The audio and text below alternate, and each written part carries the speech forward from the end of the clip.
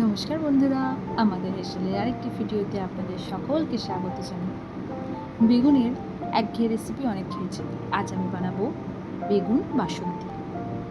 এখানে লম্বা লম্বা করে বেগুনগুলোকে আমি টুকরো করে নিয়েছি। এখন আমি কড়াইতে দিয়ে দিয়েছি সর্ষের তেল। এবারে বেগুনগুলোকে ভালো করে ভেজে নেওয়ার পালা।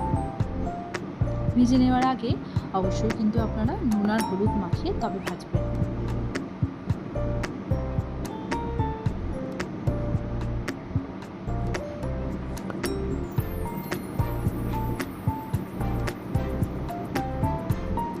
একে একে বেগুনের চারপাশটা আমরা ভালো করে ভেজে নেব।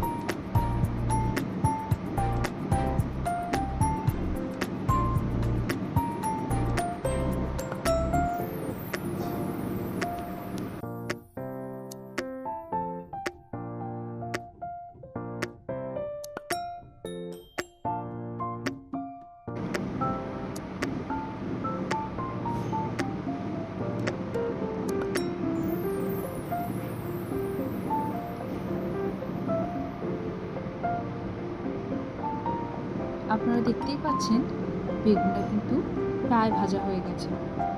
এবার এগুলোকে তুলে নেব।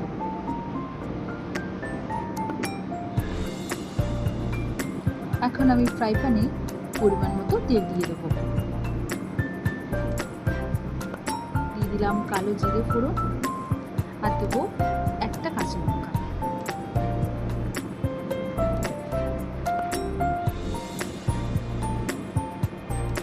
এবারে আমি দিয়ে দিলাম সর্ষে, পোস্ত আর চার মগজ বাটা।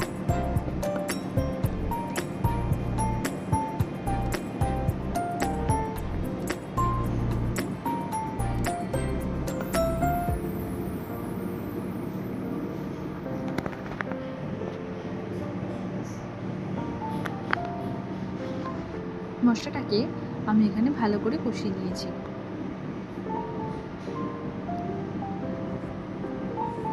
এবার দিয়ে দেবো জিরের গুঁড়ো। এখন আমি দিয়ে দিলাম গরম জল। এবারে সামান্য পরিমাণ নুন দিয়েই আমি বেগুনগুলোকে দিয়ে দেবো।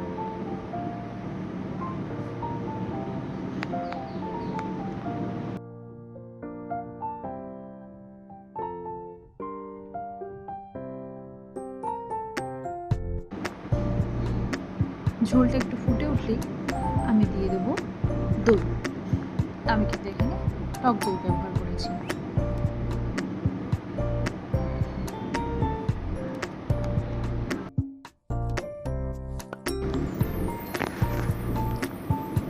এখানে আমি মিনিট 10 জন্য ঢাকা দিয়ে রান্না করে নেব। ঢাকাটা খুলতেই আপনারা দেখতে পারবেন একটা ম্যাজিক। একেবারে এখানে বেগুনের মধ্যে কিন্তু মশলাটা ঢুকে গেছে। ওপর থেকে আমি দিয়ে দিলাম গরম মশলার গুঁড়ো, জিরের গুঁড়ো আর গোলমরিচের গুঁড়ো। নুনটা আপনাদের কম বেশি যেরকম লাগবে সেরকম নিয়ে নেবেন। নামাবার আগে অবশ্যই ওপর থেকে কয়েক দানা চিনি ছড়িয়ে দেবেন। ব্যাস, রান্না কিন্তু কমপ্লিট হয়ে গেছে। এবারে পরিবেশনের পালা।